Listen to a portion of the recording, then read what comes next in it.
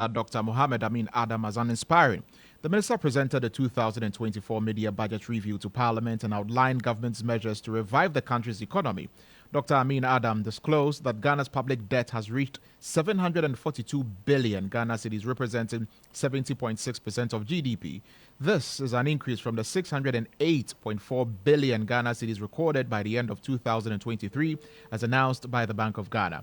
What the figure suggests is that the country's debt situation has not improved despite completing the domestic debt exchange program last year. Dr. Amin Adam blamed the situation on the depreciation of the cedi and disbursements from creditors. December 2023, the provisional central government and guaranteed debt in nominal terms was 608.4 billion Ghana cedis.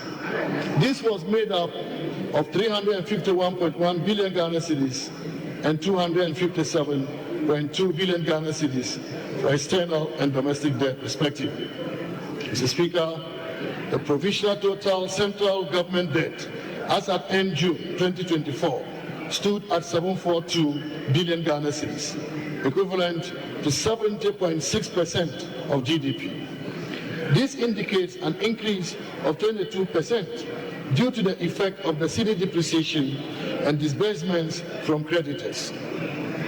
The stock consists of external debt of 452 billion Ghana cedis and domestic debt of 290 billion Ghana cedis, representing 60.9% and 39.1% of the total debt stock, respectively. As a percentage of GDP, external and domestic debt represented 43% and 27.6%, respectively. Mr. Speaker, Ghana's medium-term macroeconomic and financial outlook and prospects remain positive and favorable despite the challenging global environment. The ongoing improvement in the implementation of the IMF-supported post-COVID-19 program for economic growth reinforces our commitment to navigate through global uncertainties and address domestic challenges. Well, the minority caucus in Parliament was not impressed by this. Addressing the media after the Midday budget presentation, Minority Leader Dr. Kessiel Atoforsen explained that government could have cancelled some taxes in order to boost business confidence, but he failed to do so. You agree with me that typical of this government, this address was uninspiring, bereft of new ideas, gives no hope, and fails to offer a roadmap for addressing the numerous problems facing the people of Ghana. This media review leaves many people disappointed and uninspired. It gives no hope to the people of Ghana, and that anything this government had said and have done over the last 7.5 years, they've done nothing to reverse the negative trend. In the last 8 years, the Akufo-Addo government have burdened the ordinary Ghanaian and businesses with a number of taxes. At the very least, the NDC Minority Caucus expected nothing less than the removal or the abolition of the following new taxes: the e-levy, the COVID levy, the betting tax, the baller tax, the emission levy, the VAT on domestic consumption of electricity, and addressing the distortions of the value-added tax regime. The Akufo-Addo government will be remembered as the government that has left Ghana behind with bankrupt economy, default or yentumintua economy, a haircut economy, debt-riddled economy, overtax economy, high inflation economy, high food inflation economy, a shrinkflation economy, in fact, a high monetary policy rate economy. That's Minority Leader Dr. Kessiel Atoforsen, but their majority counterparts think otherwise. MP for Doma East Paul Chumberima spoke to Starr News. But do you think this is uninspiring? I mean, looking at what the finance minister said, how can this be uninspiring? If you are talking about a budget that is not requesting for new funds, is it uninspiring? If you are talking about a budget that has been reduced over 200 million, is it uninspiring? I can say that my minority leader has nothing to say, and clearly should have allowed the system to know that, oh, let's tap the shoulders of this finance minister and his team. They've done a good job, and I think that would have been enough. But to say it's uninspiring, I don't think any of us wouldn't agree, even not you, because you know the kind of job that we've done. And you heard the finance minister, and clearly this is something that we must applaud. Indeed, for me, I am excited, and I said it earlier, that it would have been totally unacceptable for them to have introduced some new taxes, or to have come back to tell that we should give them some supplementary funds. For them not requesting for that, for them not introducing new taxes, clearly it means they are doing something good. You've just listened to Majority MP for Doma East, Paul Chumberima, speaking to Star News. This was also backed by the Majority Leader and MP for Efutu, Alexander Kwamina Afenyomarkin. Minister did a yeoman's job. He put out the facts. He did not engage in propaganda. He dealt with the issues. When we assumed office, the NDC government was managing it with just 49 million Ghana cedis. Today we have expanded the livelihood empowerment program, providing support to the most vulnerable to the tune of over 400 million Ghana cedis. Now, school feeding. A lot of our rural folks, because of poverty, they don't go to school. Under NDC, we had 1.6 million Ghanaian children being covered under the school feeding program. Today, we have 4 million Ghanaian children on the school feeding program. What I'm saying is that, yes, we have not created a perfect system, but we have a far, far, far better system in place than what we came to meet. What is the NDC saying? Criticizing and saying what they want to say. But so far, they've not been able to introduce any social intervention program, not even in their campaigns. And by the way, we are calling on President Mahama to accept the invitation by Dr. Bawumia for a debate. We don't want politics of insult, name calling, insinuations and all. I am calling on him to stand shoulder to shoulder with Dr. Bawumia and debate on the issues. That's Majority Leader and Member of Parliament for Efutu, Alexander Kwamina Afenyomarkin. Well, Dr. Amin Adam also revealed that government's initiatives to position Ghana as a premier tourist destination in the sub-region is yielding positive results. He said a total of $1.8 billion has been generated in tourist revenue, a testament to the success of these efforts. Dr. Amin Adam also revealed government's initiatives to position Ghana as a premier tourist destination in the sub-region, yielding some positive results. Mr. Speaker, Ghana is being positioned as an internationally competitive tourism destination. Tourist arrivals have increased from about 500,000 in 2023 to almost 600,000 in the first half of 2024. This is an increase in several hundreds of thousands of tourists. And this has led to receipts of about $1.8 billion compared to $1.5 billion over the same period last year. To complement this progress, we've enhanced tourism infrastructure, marketing, supply chain links through the redevelopment of key tourist sites such as Ebri Gardens, Ya Asantua Mausoleum, the Museum at Ejisu, and the Picoro Slave Camp. And that's Dr. Mohammed Amin Adam. Now, we'll get onto the phone line and speak to the president of the Ghana Union Traders Association, Joseph Obeng. But before we get onto the phone line, if you are fond of speeding, especially at toll booths, you'll have to slow down when approaching one in the near future, as the government intends to reintroduce toll collection. Here's Dr. Amin Adam once again.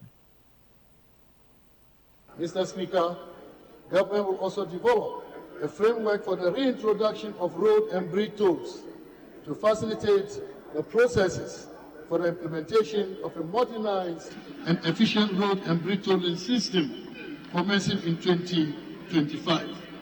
Government also continue the implementation of ongoing programs and seeks in this mid-year review to provide an update on the progress and the outlook for the rest of the year. Now, let's get onto the phone line and speak to the president of GUTA, the Ghana Union Traders Association, Joseph Obeng. Good afternoon. Welcome to the Starr Midday News. Yeah, good afternoon, sir. Thank you very much for your time. The finance minister, in his presentation of the mid-year budget review, alluded to what he termed as a rebound of the economy and some positive gains made. Is that the case for those of you in the business community, especially GUTA? Yeah, if you look at the figures presented, you can clearly see that government is making every effort to revitalize the economy. For us, the seeming stability of the currency, even though it has stabilized, but we think that they can do better to push it further down. That's why we are seeking that government use all the necessary measures to sustain these gains that they are talking about. Inflation has dropped, but it should go down significantly, and all that. If you look at the debt restructuring program, previously this thing was very scary, and everybody thought it was over for it. But once they have been able to come through this, come through the program, and debt release have been secured and all that, it gives some kind of hope and confidence into the system. But what is needed is for us to be able to sustain these gains, so that what is refreshing is the fact that the minister says that he's going to spend within his limits. That's very welcome news, because most of the problems have been over excessive expenditure, and that throws the economy out of gear. And so once they are going to spend within their limit, they should avoid any temptation, especially within this election year, not to overspend. Yeah.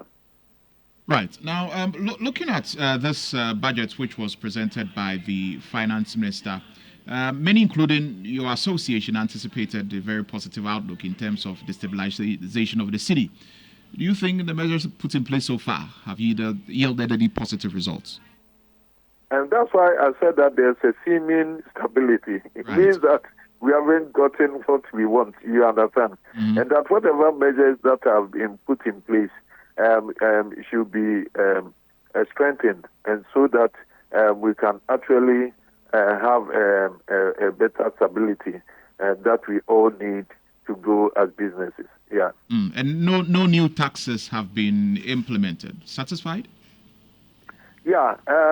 If you recall, the plastic manufacturers were very worried about the imposition of the 5% excise tax.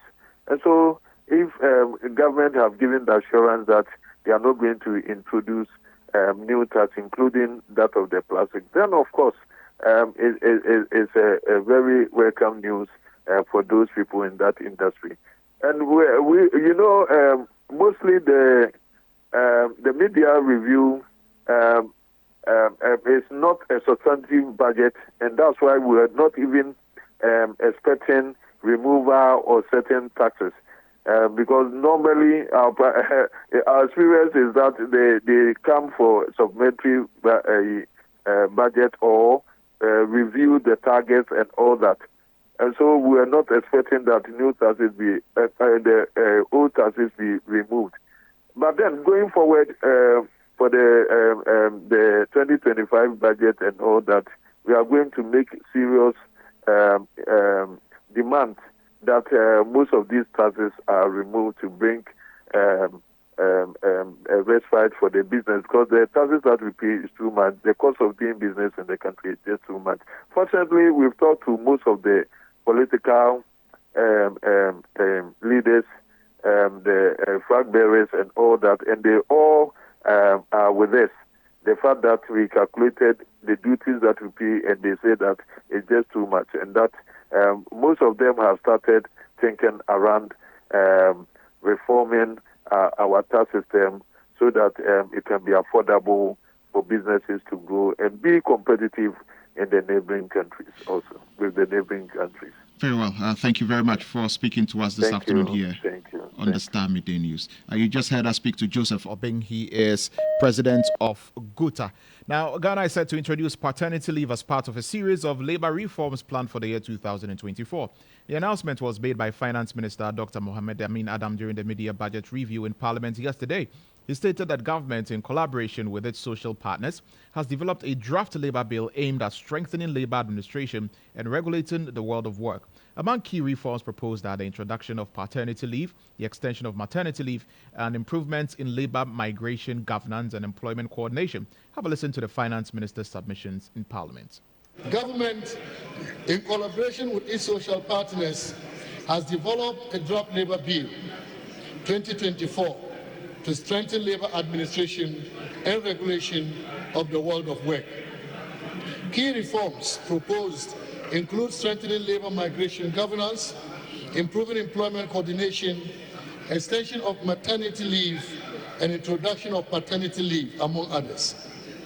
The labor law is expected to be promulgated before the end of this year.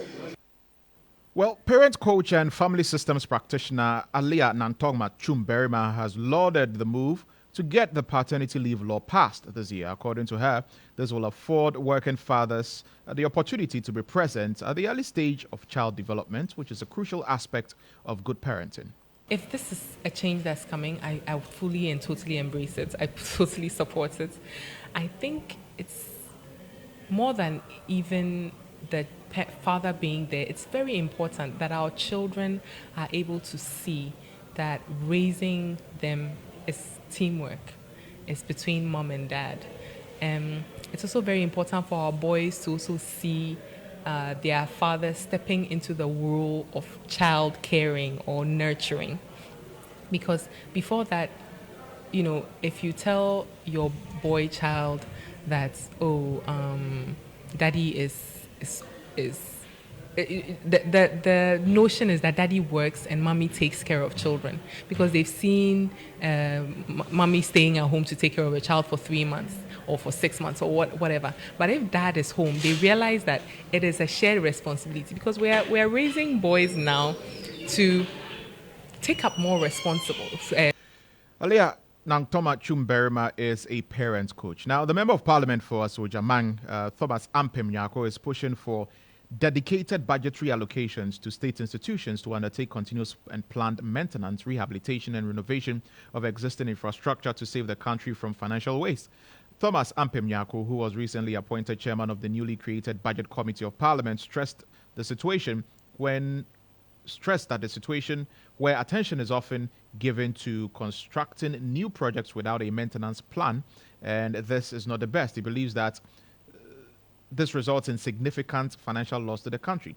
The legislator was speaking during a ceremony to commission a classroom block he rehabilitated in the eastern region.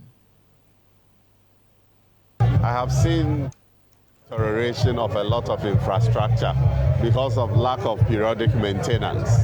And so I have taken a decision that I will have to, apart from building new projects, make a conscious effort to renovate existing ones that are deteriorating. And so I have a number of health facilities that I have renovated, and I have a number of classroom blocks that I have renovated. This is one of them. And I'll continue to dedicate some of my funds for the renovation of projects in the district. And so I'm using this opportunity to call for everybody that as a country, we must take renovation seriously. We must commit a percentage of our funds every year for renovation of existing projects. Now, the chairperson for the Justice for All program, Justice Angelina Mensah Humia, has directed that investigations be conducted into a situation that resulted in the Kumasi Central Prisons keeping an inmate in prison for 5 months after he was discharged by a circuit court. The prison service in the Ashanti region insists it only obeyed a valid warrant presented by an investigator for the incarceration of the victim. The issue came up when the Justice for All program held its in-prison sitting at the Kumasi Central Prison. We'll now take you to the Ashanti region where my colleague Ivan Heathcote Fumado has more in this report. 2 in-prison mobile courts presided by Supervising High Court Judge Justice Hannah Taylor and Justice Frederick Tete adjudicated 31 cases of pre-trial inmates at the Kumasi Central Prisons. The justices declined bail for 13 inmates, successfully released 13 on bail with sureties, discharged 3 inmates, and struck out 2 cases for insufficient grounds. Steering Committee Chairperson for the Justice for All program, Justice Angelina Mensah-Homia, was utterly unsettled when it came to her notice that a 14-year-old inmate who had been discharged by the courts was still languishing in jail 5 months after securing his release in a circuit court.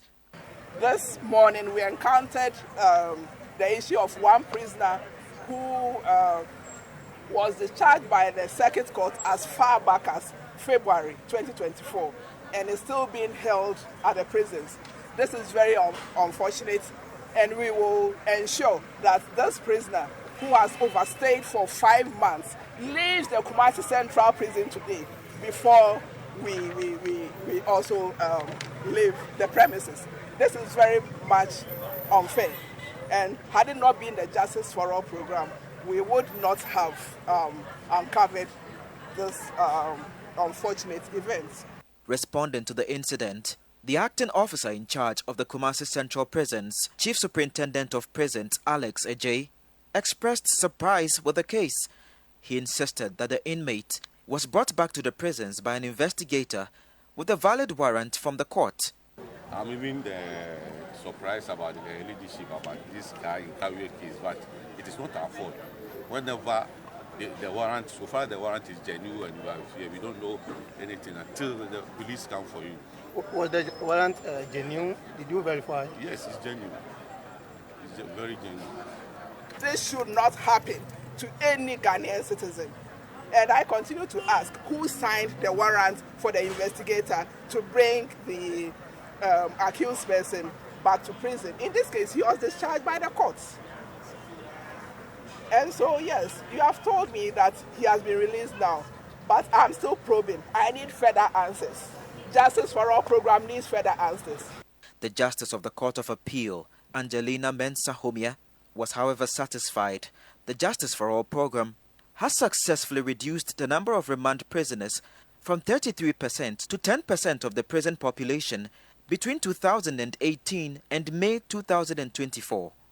She appealed for the program and its collaborators to take advantage of plea bargaining to expedite trial as the Chief Justice works at fixing other factors causing delays in justice delivery. Facilitators of the Justice for All program must also take more interest in the operationalization of the Criminal and Other Offences Procedure Amendments Act 2022, Section 162A, on plea bargaining. Plea bargaining is also essential, and I believe this will help in reducing overcrowding in prisons across the country.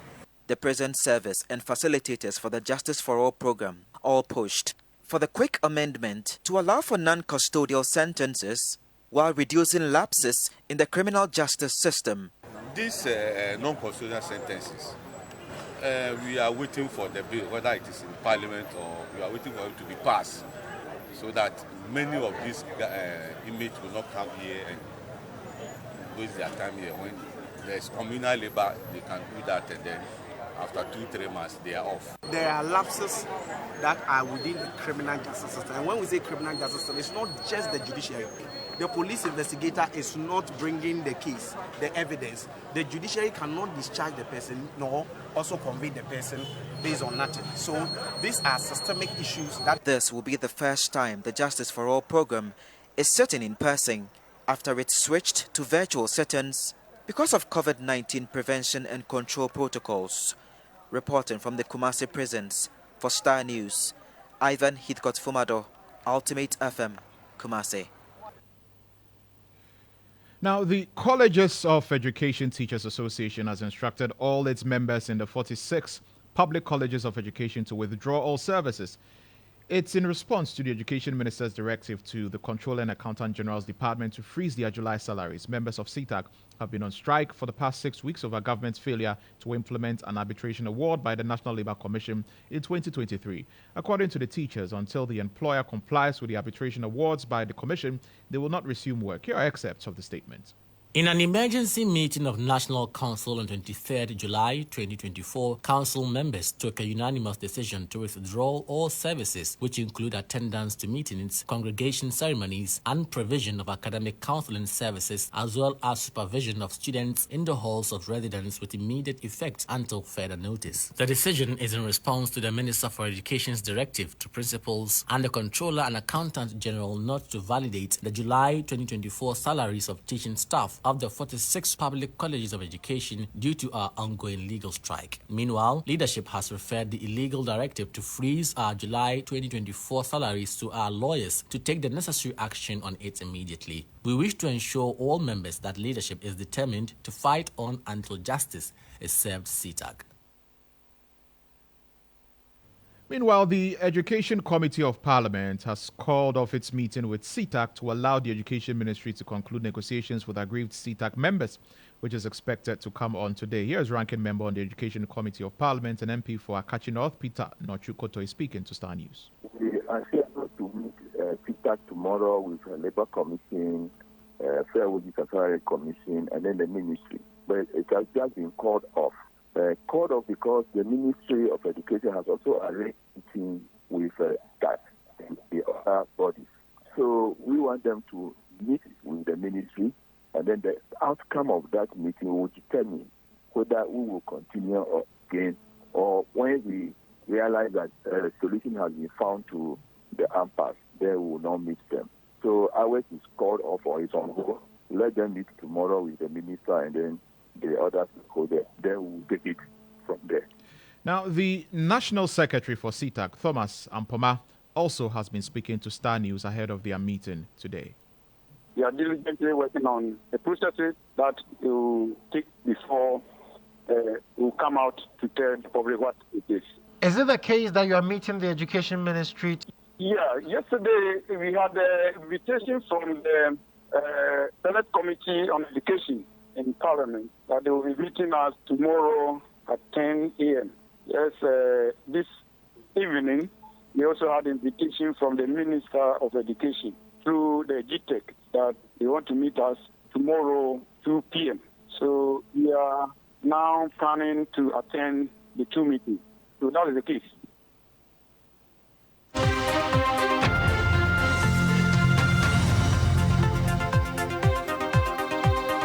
And that's it for the Star Midday News here on Star 103.5 FM. For more news, do log on to starfm.com.gh. My name is Lantam Papanko. Have a good day.